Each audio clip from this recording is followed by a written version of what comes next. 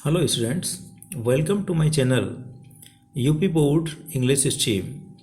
आइए स्टूडेंट्स, आज आपको स्टडी कराते हैं यूपी बोर्ड 12th पोइट्री का पोएम नंबर 6, जिसका नाम है माई हेवन। ये पोएम लिखा है रविन्द्रनाथ टैगोर ने, जो इंडियन पोइट हैं। तो माई हेवन का हिंदी अनुवाद करें तो इसका हिंदी अनुवाद होता है मेरा स्वर्ग। तो रविन्द्रनाथ टैगोर जो इंडियन पोइट हैं, इन्होंने माई हेवन जो पोएम लिखा है, इस पोएम को उन्होंने अपनी एक लॉन्ग पोएम जिसका नाम है गीतांजलि, तो गीतांजलि से ये पोएम लिया गया है। और स्टूडेंट्स, गीतांजलि के लिए रविन्द्रनाथ टैगोर को 1913 में 1913 में नोबेल पुरस्कार भी मिला है। और गीतांजलि उनकी पोएम में सबसे प्रसिद्ध और लोकप्रिय कविता रही है। तो स्टूडेंट्स, माई हेवन जो पोएम है ये गीतांजलि से लिया गया है। तो स्टूडेंट्स, ये शॉर्ट पोएम है, छोटा सा पोएम है। और इस पोएम में रविन्द्रनाथ टैगोर जी ने अपनी देशभक्ति को प्रदर्शित किया है। अपनी मातृ भक्ति के लिए ये पोएम जानी जाती है। उन्होंने इस पोएम में देश प्रेम को दिखाया है, अपनी मातृभूमि के लिए उन्होंने यहाँ पर इसमें प्यार दिखाया है। और ये पोएम देश की आज़ादी से पहले लिखी गई पोएम है। और उन्होंने कल्पना की है कि जब उनके देश को आज़ादी मिले तो उनका जो देश है वो स्वर्ग के समान होना चाहिए। तो आइए स्टूडेंट्स, इसका टेक्स्ट स्टडी करते हैं। तो स्टूडेंट्स, इसका टेक्स्ट इस प्रकार से है। इस पोएम में आप जो एंड वाला लाइन देख रहे हैं, जो सबसे अंतिम लाइन है, into that heaven of freedom my father let my country awake. तो स्टूडेंट्स, इस लाइन को पोएम की ऊपर वाली प्रत्येक लाइन से पहले जोड़कर इसका अर्थ हम देखेंगे। तो ये जो लास्ट अंतिम जो लाइन है, ऊपर वाली सभी लाइनों से पहले इसका अर्थ जोड़कर हम स्टडी करेंगे। तो जो अंतिम लाइन है, into that heaven of freedom my father let my country awake, तो जो पोइट हैं रविन्द्रनाथ टैगोर, वो कहते हैं, हे मेरे पिता, माय फादर, हे मेरे पिता, ईश्वर से प्रार्थना करते हुए वो कहते हैं कि हे मेरे पिता, स्वतंत्रता के ऐसे स्वर्ग में, into that heaven of freedom, स्वतंत्रता के ऐसे स्वर्ग में, लेट माई कंट्री अवेक, मेरा देश आंखें खोले, जहां पर, वेयर, फर्स्ट लाइन यहां से बिगिन करते हैं, where the mind is without fear.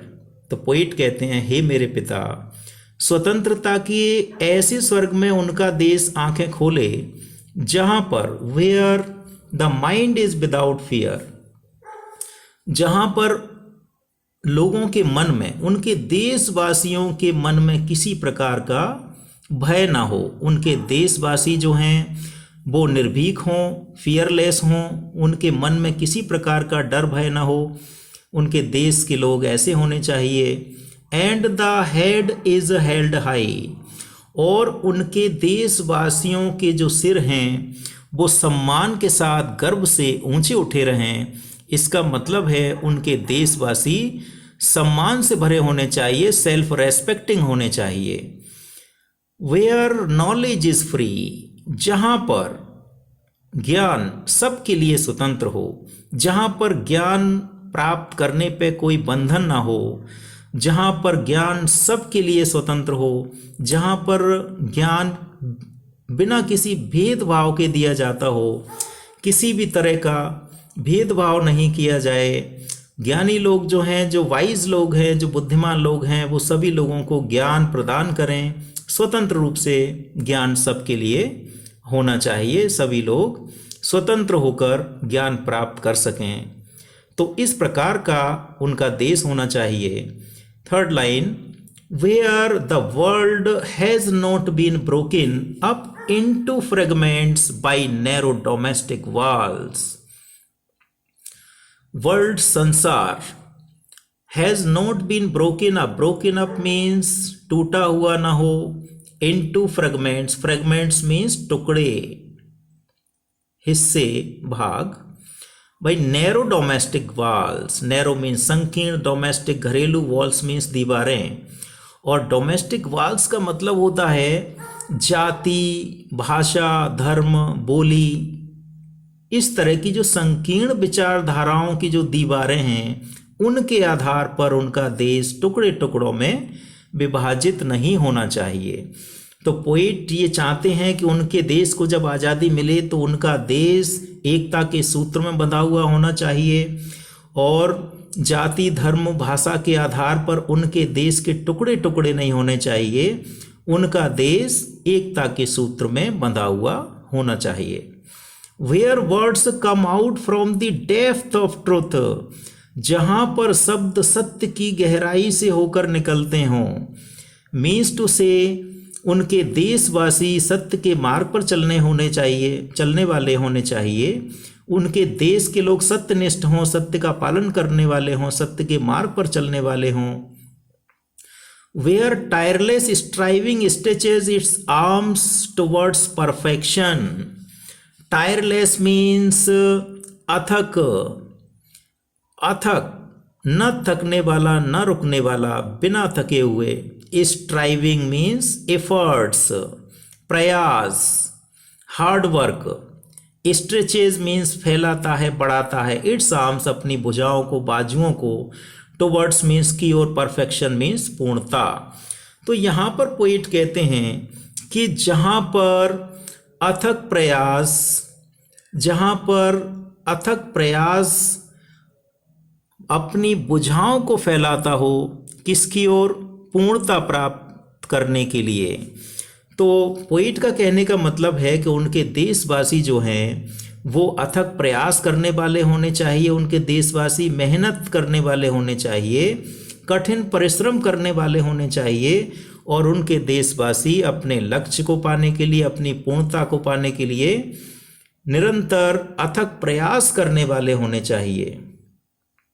Where the clear stream of reason has not lost its way into the dreary desert sand of dead habit.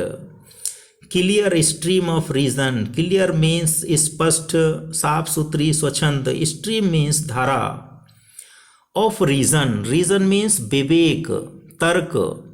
Has not lost its way into the dreary.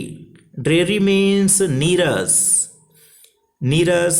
Desert means मरुस्थल, रेगिस्तान। Sand means रेत या बालू। Dead habits means पुराने रीत रिवाज, पुराने चलन। तो पोइट यहाँ पर कहता है जहाँ पर विवेक की स्वच्छंद धारा, जहाँ पर विवेक की स्वच्छंद धारा अपना मार्ग भटक कर विवेक की स्वच्छंद धारा नीरस रेगिस्तान की पुरानी जो आदतें होती हैं, जो पुराने रीत रिवाज होते हैं, पुराने रूढ़ियाँ होती हैं, पुराने रीत रिवाज जो होते हैं, उनके नीरस मरुस्थल में, नीरस रेगिस्तान में विवेक की स्वच्छंद धारा अपना मार्ग न भटक जाए। तो पोइट के कहने का मतलब ये है कि उनके देशवासी विवेकशील होने चाहिए, विवेक का प्रयोग करने वाले होने चाहिए। उनके देशवासी अगर सही गलत का फैसला करें तो पुराने रीत रिवाजों के आधार पर ना करके, पुरानी रूढ़ियों के आधार पर ना करके, अपने विवेक के आधार पर सही गलत का फैसला करें कि सही क्या है और गलत क्या है। तो उनके देशवासी विवेकशील होने चाहिए, विवेक का प्रयोग करने वाले होने चाहिए और पुराने रीत रिवाजों पर विश्वास न करने वाले होने चाहिए। जो रूढ़वादी विचारधाराएं होती हैं, जो देश की प्रगति को, देश की उन्नति में बाधक बनती हैं, तो इस प्रकार की विचारधारा वाले उनके देशवासी न होकर विवेकशील विचारधारा वाले होने चाहिए, विवेकी होने चाहिए, तर्क के आधार पर सही गलत का फैसला करने वाले होने चाहिए। Next line, where the mind is led forward by thee into ever widening thought and action. Where mind, mind means मस्तिष्क, जहाँ पर मस्तिष्क तुम्हारे द्वारा thee means by God, thee means यहाँ पर तुम्हारे द्वारा का मतलब है ईश्वर के द्वारा, by God. Where mind is led forward by the, जहाँ पर लोगों के मस्तिष्क तुम्हारे द्वारा निर्देशित होते हैं, मार्गदर्शित होते हैं, जहाँ पर ईश्वर द्वारा लोगों के मार्ग दिखाया जाए, into ever widening thought and action, और हमेशा विकसित होने वाली विचारधारा और कार्य की ओर अग्रसर हों। मीन्स टू से, पोइट ये कहते हैं कि लोगों के मस्तिष्क ईश्वर द्वारा निर्देशित होकर, ईश्वर द्वारा लोगों के मस्तिष्क को मार्ग दिखाया जाए और वो उनके जो विचार बने वो हमेशा विकसित होने वाले विचार होने चाहिए, और विकसित होने वाले विचार और कार्य देश की उन्नति में सहयोगी बनने वाले होने चाहिए, देश को उन्नति के मार्ग पर ले जाने वाली विचारधारा बननी चाहिए, और उनके देश के जो देशवासी हैं वो उन्नतिशील विचारधारा के हों, उन्नतिशील कार्य करने वाले हों, जिनसे देश को तरक्की और उन्नति मिले। इस तरह के लोगों के मस्तिष्क हों, इस तरह की लोगों की सोच बननी चाहिए, जिससे उनका देश तरक्की करे और उनका देश आगे बढ़े। Into that heaven of freedom my father let my country awake. तो पोइट यहाँ पर प्रार्थना करते हैं कि हे मेरे पिता, इस प्रकार की स्वतंत्रता के स्वर्ग में मेरे देश को आंखें खोलने दो। मीन्स टू से, उनके देश को इस प्रकार की स्वतंत्रता मिले कि उनका देश स्वर्ग के समान हो जाए, जहाँ पर स्वर्ग स्टूडेंट्स, स्वर्ग में माना जाता है कि किसी प्रकार की कोई बुराई नहीं होती है, किसी तरह का कोई दोष नहीं होता। तो जो पोइट हैं वो भी अपने लिए अपने देश को स्वर्ग जैसा बनाना चाहते हैं। वो चाहते हैं कि उनके देश को जब स्वतंत्रता मिले, उनका देश जब आज़ाद हो जाए, तो उनका आज़ाद देश स्वर्ग के समान दिखे, जिसमें किसी प्रकार का कोई बुराई और किसी प्रकार का कोई दोष ना हो। तो स्टूडेंट्स, इस पोएम में रविन्द्रनाथ टैगोर जी ने अपने देश प्रेम को व्यक्त किया है, अपनी मातृभूमि के प्रति अपनी देशभक्ति को व्यक्त किया है। ये बहुत ही सुंदर पोएम है स्टूडेंट्स। और स्टूडेंट्स, हम आशा करते हैं ये पोएम आपको अच्छे से समझ में आया होगा, और इसी तरह के सरल शब्दों में हम आपके लिए स्टडी उपलब्ध कराते रहेंगे। और स्टूडेंट्स, ये वीडियो आपको अच्छा लगे, हमारा पोस्ट अच्छा लगे, तो इसको लाइक एंड शेयर अवश्य करें। Thank you students for watching my channel.